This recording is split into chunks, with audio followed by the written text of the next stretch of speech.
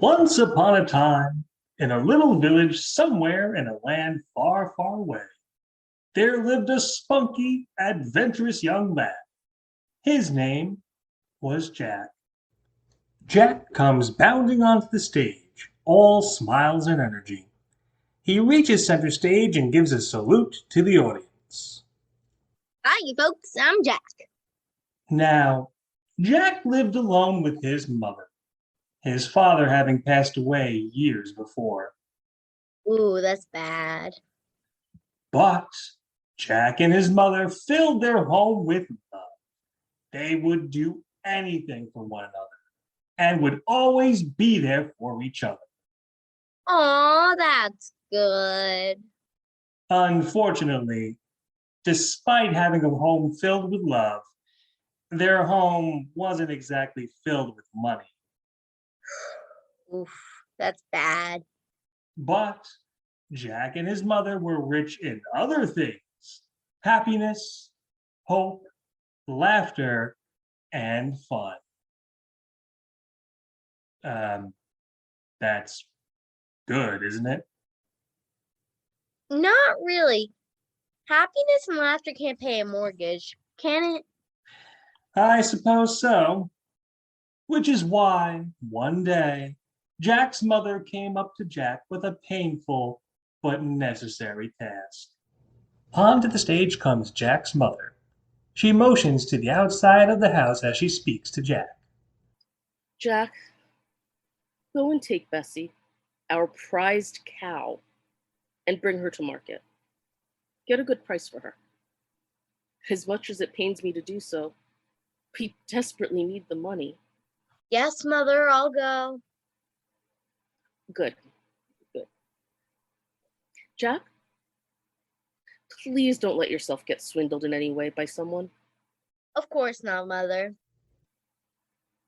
Jack, I'm not joking. Please don't take any kind of strange, too good to be true deals. I know how easily you get swayed. I won't, Mother, I won't. Jack, I cannot stress the seriousness of what I'm telling you. For the love of all that is good in the world, please take Bessie and go to the market, and only to the market. Oh, for goodness sake, I'm not dumb. You're telling me to sell Bessie at the market. That's where I'll take her. I'm not gonna let some person trick me into selling me for anything other than money. Sheesh, what does she take me for, huh? And so, Jack took Bessie, his prized cow, and set off to market. Come on, Bessie, old girl, let's go. Yes, sir, we're going to market. And only to market. No con artist is gonna flim flam me. Nope, I'm going to go straight to market, fetch a good price for Bessie, and come back with gold coins in my pocket. No distractions whatsoever. On cue, a shifty looking con artist pokes his head out from behind a tree that Jack passes. He grins maliciously at the passing Jack, then steps out into the open. Psst. Hey, buddy, come here. Who? Me? Shh. Who, me? Right. Say, kid, that's a nice looking cow you got there. Her name's Bessie. She's our prized cow. Well, how'd you like to sell her to me? What are you offering me for? My mother wants me to fetch a good price for her. Gold coins to be exact. I've got something better than any old boring gold coins. The con artist pulls out a small pouch from his pocket and holds it up to show Jack. These beans. Oh, beans. Oh, nice, Daddy. Well, my mother warned me about this. I'm not about to get bamboozled into selling my prize cows for some silly beans. Thanks, but no thanks. These are magic beans. Magic, you say? Yep. You can grow anything your mind can think of with these here beans. Why, you could even grow a tree that produces gold coins. Deal, sold, sale. You don't have to keep drilling. You struck oil. Jack hands over the rope leading Bessie to the con artist, who in return hands him the pouch of beans. The two then shake hands. Nice doing business with you. Thanks a lot, sucker. Yeah, I mean, Sonny. The con artist hurries off as Jack smiles proudly to the audience. Ha, look at that.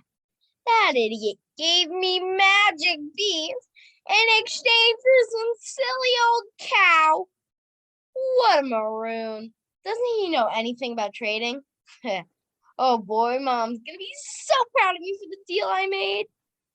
And so, off Jack went back to his home to show his mother the prized magic beans he now had in his possession. Back in Jack's cottage, he races up proudly to his mother and holds out the bag of beans as she stares at it blankly. What? What is this? What am I looking at here? These are magic beans. I traded them with a really kind, not at all shifty looking fella on the way to the market. Now, what Jack thought his mother was going to say was, Oh, Jack, how clever you are. Magic beans? Our home is as good as saved. Come, sit down and relax. I'll cook you the finest meal of your life, all of your favorite foods. but what Jack's mother actually said was, Jack, are you out of your mind? You traded away Bessie, our prized cow, for... She snatches the bag of beans from Jack's hand and holds them up angrily. fake magic beans? I told you not to let yourself get swindled. And you went and got swindled. But Mom, the guy told me if we bury these beans in soil and we wish hard enough, it'll grow into any kind of tree. Even one that has gold coins on its branches. Jack, sweetie, pumpkin, quick question. Jack's mother frowns and thwops the back of his head. Jack winces and rubs his head at the hit. Did you just fly in from Stupid Town? Ow! Wow, that hurt. Well, it's too late to try and find the swindler who did this to you now. But first thing in the morning, you march right out that door and find him. Find him and get Bessie back. Got it? Yes, I got it. Jack's mother throws the bag of beans at Jack's feet, then thwops the back of his head once more and goes off, muttering as she does. Magic beans. Good grief. Oh, I'm gonna have a splitting headache from this. Jack frowns and angrily grabs the bag of beans from off the ground. Grr, that no good swindler. When I find him in the morning, I'm gonna clobber that creep. Magic beans. What was I thinking? I should have just walked past that guy without a second thought. Jack angrily tosses the bag of beans out his window. Ah, poor Jack. Swindled by a swindler. Well, he simply tossed those beans out the window and prepared himself to go out the next morning to find the guy who tricked him.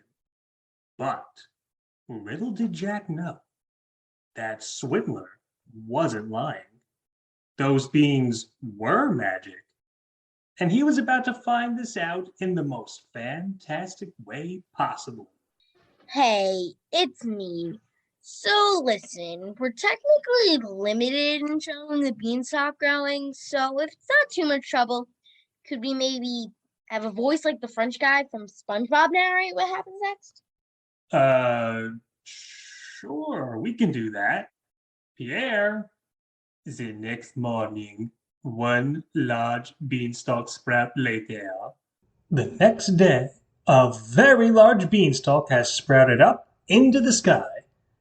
Slowly, Jack steps outside, yawns, then stretches. Boy, what a glorious day. Not a cloud in the... Jack stops in his tracks at the sight of the beanstalk. He does a double take then rubs his eyes. He can't believe what he's seeing. Sky? Jack cautiously steps towards the beanstalk, amazed at what he's seeing. Gadzooks! It's a beanstalk right outside my window. Goodness, what are the odds? These are huge, almost climbable. This might be a really dumb thing to do. And it's probably against all better judgment, but I want to climb this thing and see where it leads. But that is an awfully long climb up. Oh, Pierre! A lot of climbing later. Jack is now at the top of the beanstalk, panting tiredly as he looks around. Jeez, I thought that jump cut would cut down on climbing time. Slowly, Jack spots a gigantic castle looming before him. He gazes at it with a dropped jaw in awe. Whoa, what a castle. I just gotta see what's inside of it. Jack trots towards the castle and, spying a crack in the door, he wiggles his way through it. Inside of the castle, he gawks at all of the large items before him. Giant-sized items, to be exact. Holy cow! Everything here is enormous. It's like a giant lives here or something. Gee, I wonder what his toilet looks like. Jack, meanwhile, passes by a goose who sits, looking rather bored, in a nest on a table that Jack has leaped onto. The goose does a double take as he sees Jack and, excitedly, he honks. Honk? Boy, this place is amazing. How has no one in my village noticed a giant castle in the clouds? Honk? I have several questions. No, several dozen questions. Like, how sturdy are the clouds underneath this castle? Honk. Gosh, I bet you can see all the way to the other side of the world from up here in this castle. Whoa. Excuse me, but am I invisible?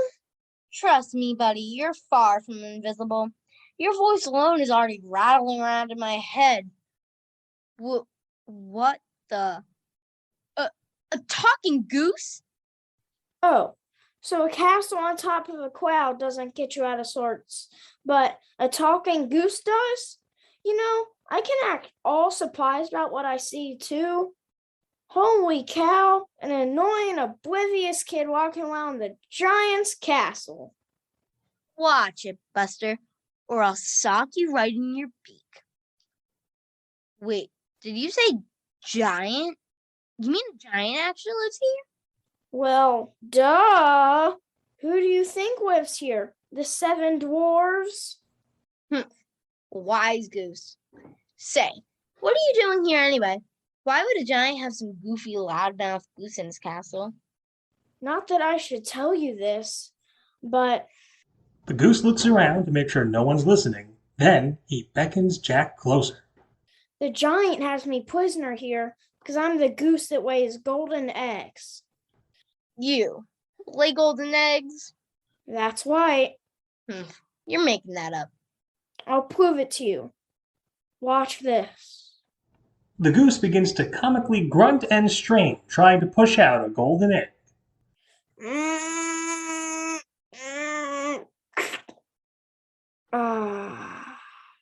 Yeesh. That sounded disgusting. And obnoxious. Oh, tell me, does this look disgusting to you? The goose reaches underneath him, and he holds up a solid gold egg. It glistens in the light as Jack rubs his eyes in shock and gazes upon it. Whoa. Nice, huh? That's why that miserable giant keeps me here. He takes my golden eggs and adds them to his pile of treasure. Well, gee, that's kind of sad. Oh well, tough luck, buddy. What the? Hey, dummy, get back here. This is usually the part where the hero promises to rescue the captive goose. I mean, This isn't really my concern. Besides, you probably painted that egg gold while I wasn't looking. Do you have wax for Blaine's? How would I paint it so fast? Ugh, you know what? Maybe I'd be better off here. I might be a goose, but you're a bird, Blaine. Bird brain, huh? Why, I ought to stick you.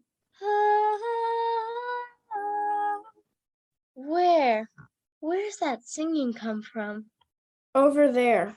She's at it again. She? Jack cautiously moves towards where the goose has pointed. Soon, we see a girl, or to be more exact, a harp made to look like a girl.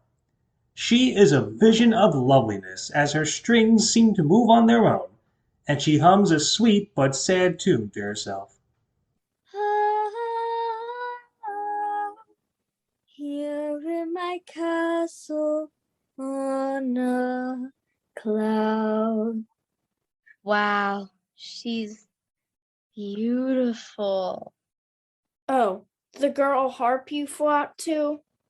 But the goose you tell to take a hike? Well, nice. Well, nice. Jack ignores the goose and hops cautiously onto the table where the girl harp is sitting. He slowly approaches her as, almost feeling his presence, she turns to look at him. Uh, I'm sorry. I didn't mean to frighten you. That was such lovely singing coming from you. Why, thank you. Goodness, I don't think I've ever seen you before in this castle. What's your name? Me? Well, I'm Jack. I come from, well, a tiny little cottage way down there at the bottom of this really big beanstalk. What's your name? I'm Goldie, the harp. It's a pleasure to meet you, Jack. Golly, you're cute. I am? Uh-huh. Oh, no, no. I'm awfully glad to see someone other than that horrible giant in this castle. Oh, right. That goofy goose who lays golden eggs was telling me about this giant. What's his deal anyway? That giant is a mean, heartless, greedy man. He's kept me and the goose who lays golden eggs prisoner here. The goose for his golden eggs, of course, and me because I play sweet, lovely melodies and sing for the giant every day and night. He only wishes to have the two of us for himself, not to share with anyone. Oh, if only some kind, brave, sweet soul had the courage to rescue the both of us from this horrible place. Goldie smiles sweetly as she locks eyes with Jack. Jack gazes right back, smitten. No. Fear not, dear fair Goldie, for I, Jack, will save you from this mean, rotten, vicious giant you speak of. I'll bring you back to your rightful place, wherever that may be. Excuse me. What am I? Chopped liver? Fine, Goose. I'll save you as well. Oh, will you? Gosh, how gallant of you to offer. I couldn't ask for a nicer fella. Keep it up, Big Mouth, and I'll let you rock it for the rest of your days. Next time you come near me, I'm gonna bite you right on your lump. You try that, you'll be Christmas dinner at my house. Boys, shh. We don't have time to argue. Besides, the giant, he's near. He's coming back from his walk. How do you know? Everything's starting to shake and vibrate from his footsteps. Look! Silence. We soon hear a faint rumbling. The items in the giant's castle, even in their large state, begin to tremble and shudder from the approaching footsteps. The rumbling grows louder and louder, and the items tremble more as Jack gulps nervously. Oh boy. Jack, you have to hide. If the giant sees you, who knows what he'll do? No. Jack, stay out in the open. The giant loves visitors, especially ones he's never seen before. Goose, hush. I gotta. Who's in my castle? Who dares trespass in my domain? I can smell your blood from all the way out here. Oh. Goldie frantically points to a nearby large thimble as Jack nods and scurries to hide behind it. The footsteps grow louder, meanwhile, as does the booming voice of the giant. E-5-4-fum. When I find whoever is in my castle, I'll squish you with my thumb. E-5-0 fans. I think I'm about to crap my pants. Soon, into view comes the giant. He is so tall, we can only see him from the chest down. Even when he sits down, his face still can't be seen. He laughs a deep, booming laugh as he surveys the room. Ah, nothing like sitting in a sturdy chair after a nice walk among the clouds. I shall figure out what stranger is in my castle momentarily. But first, I shall survey my two most valuable treasures to show this trespasser of what he shall never have. First, my goose. Goose, come here. Yes, your giantness? Goose, lay me a golden egg. I shall put it in the large pile of golden eggs I already have. Sure, but you're making me nervous. I can't lay eggs when I'm nervous. Perhaps I didn't make myself clear. Lay me a golden egg, or I'll pop you in my mouth and eat you in one go. Goose is terrified as we hear the familiar squish sound and a thud. Boom. Yeah! Well, gee, look at that. I did it. I knew you could. You just needed some motivation. Back to your nest. Oh, Goldie, Goldie, my dear, come here. Here I am, giant. Come now, Goldie, don't hide your beauty from me. Sing me a song. Sing me in my own little corner. You know I like when you sing that. Yes, sir. With an almost dignified sadness, Goldie's strings begin to strum. She gazes up at the giant and begins to sing. I'm as mild and as meek as a mouse. When I hear a command, I obey. But I know of a spot in my house where no one can stand in my way. In my own little corner, in my own little chair, I can be whatever I want to be. On the wing of my fancy, I can fly anywhere, and the world will open its arms to me. Meanwhile, Jack slowly pokes out from his hiding place and tries to sneak towards Goldie. Goldie continues to sing, but soon her eyes fall on Jack.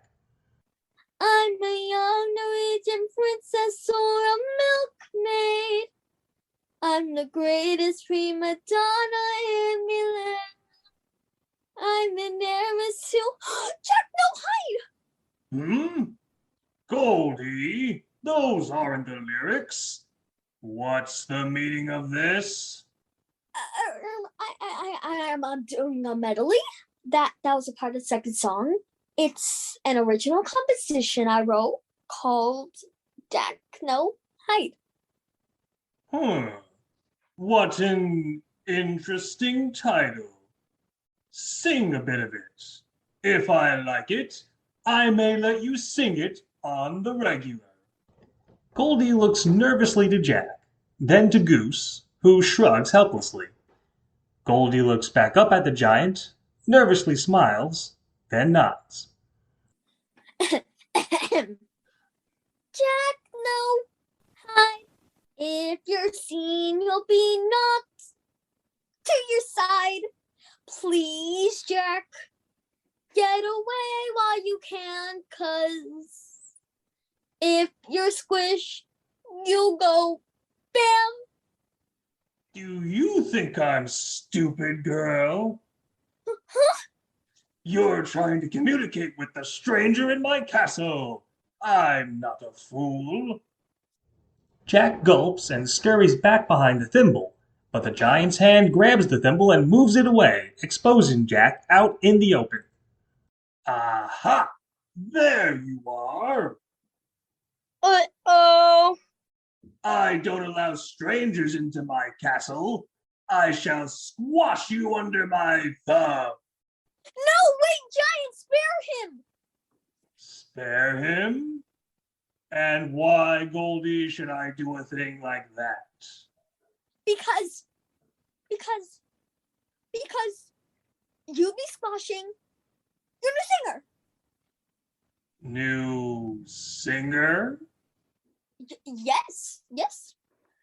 You hired this boy here to perform for you.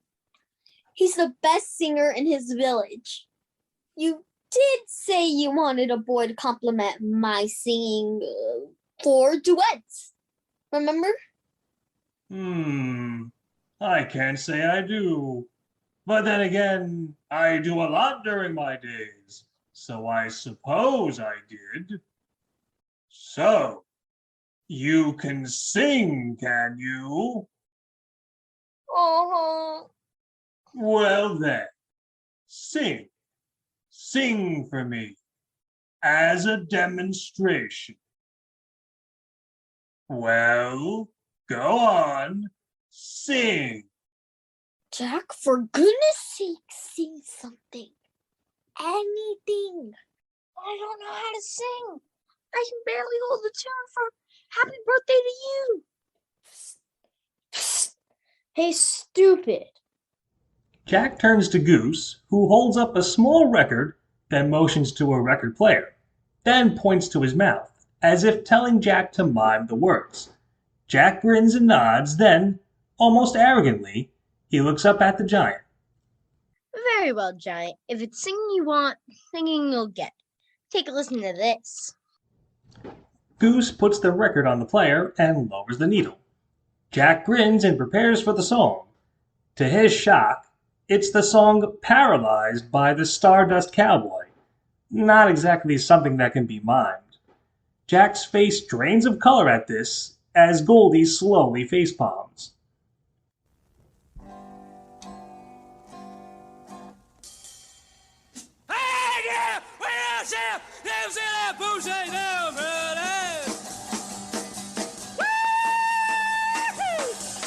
What the heck is this? I don't know. He's in the giant's collection. I'm starting to think he has really bad taste in music. Jack nervously smiles and dances a jig to the song, but it's to no avail. The giant lets out an angered yell. You fraud! You faker! Trying to pull a fast one, eh? I knew you were the stranger. Come here so I can squish you! Yikes! The giant brings down his thumb to squish Jack, but Jack leaps to safety in time.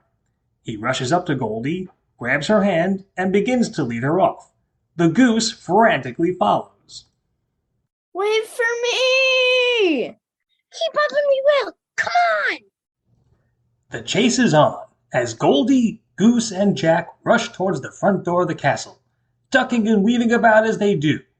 The giant tries to flatten the trio with his foot, but keeps missing. Oh, stand still so I can crush you all! The stranger and the two traitors who wish to escape with him! Jack, thinking quick, spies a sewing needle lying nearby. He lifts it up with all of his might until its pointy end up. The giant goes to smash Jack with his foot, but it hits the needle instead. Yo! Ah! Good thinking, dummy. Hurry! While he's distracted. The trio wiggle through a crack in the door and are now outside. They rush towards the Beanstalk as the giant slams his castle door open and begins to give chase. There you are! Jack leaps onto a giant leaf, helps Goldie onto it, then motions for Goose to follow them. I have another idea. Goose, get your gander up here. What's the plan now? Yeah, Jack. What? How are we gonna get down to your village quicker than the giant? Just wait for it and hold on tight. Hold on tight. Right? Oh no.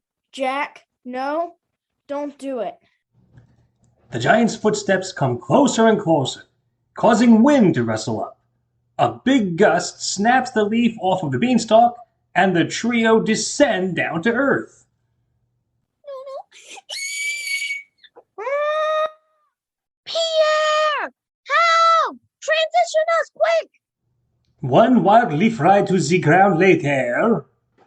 Abruptly, the trio are back near Jack's cottage. Goose shakes, terrified, as Jack wipes his brow with relief. Phew, that was close. Thanks, Pierre. I'll make sure you get a bonus for this. I think several things other than golden eggs popped out of my behind during that fall. Ew. Well, it's on the ground. Thank goodness. But look, the giant is climbing down the beanstalk. He'll be here before we know it. Suddenly, Jack's eyes light up. He has an idea. He ducks into his cottage as Goldie begins to dramatically speak to the camera. While she speaks, Jack comes walking back out, wearing safety goggles and carrying a large chainsaw. He grins, gives a thumbs up, then begins to rev up the chainsaw during Goldie's dramatic monologue. Oh, woe is us. That horrible giant will surely snatch the goose and I and bring us back to his castle. He'll probably punish us for attempting to escape. And oh, poor Jack. So sweet, so brave, so cute. The giant will surely kill him. Oh, what a horrible fate to befall such a gallant hero. Whoever started off that chainsaw, turn it off. I'm in the middle of a dramatic monologue here. Stand back! Stand way back! The beanstalk begins to fall as, meanwhile, Jack's mother slowly makes her way onto the scene, leading Bessie the cow along by a rope. Jack, since you were far too lazy to find Bessie, I took the liberty of finding her myself. But rest assured, young man, we're going to have a long talk about your laziness. Ma, I love you, but run! Run? Why on earth would you tell me to run? And what is that great big holy crap balls? What the heck is that plummeting towards the ground? Jack's mother has looked up and she now sees the growing shadow of the falling giant coming closer and closer. Jack, his mother, Goldie, and Goose frantically race away from the scene as the shadow of the giant, as well as the beanstalk, come closer and closer to Earth, their shadows growing nearer and nearer until we hear a loud boom! The ground and everything around it shakes violently for several seconds. Soon, our four hiders cautiously make their way back from where they ran to. Slowly, we spy a giant-shaped hole in the ground. Jack, do I want to know what you were up to this morning? Nope. Say no more. Meanwhile, Goose happily waddles over to Jack and holds his wing out for a shake. Jack, you saved us. Gosh, you're not such a dummy after all. Gee, thanks, Goose. Yuck! Why is your wing so wet? I told you a few things popped out from under me when we fell from that leaf. I think I need to shower off. Ew. Our hero. Goldie adoringly hugs Jack, as Jack grins and hugs her back, then looks to the audience. Now this I like. And so, Jack and his mother took the goose who laid the golden eggs and Goldie the harp to their rightful places in the land. The wise, kind king. He rewarded the two of them with several of the goose's golden eggs, enough for them to live happily ever after. Hey, that's good.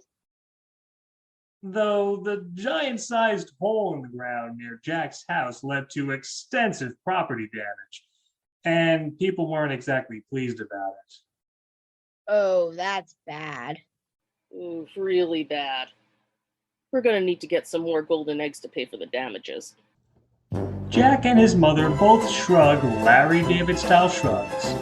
Goldie, meanwhile, smiles and hugs Jack again, as Jack grins and hugs her back, and our story comes to an end.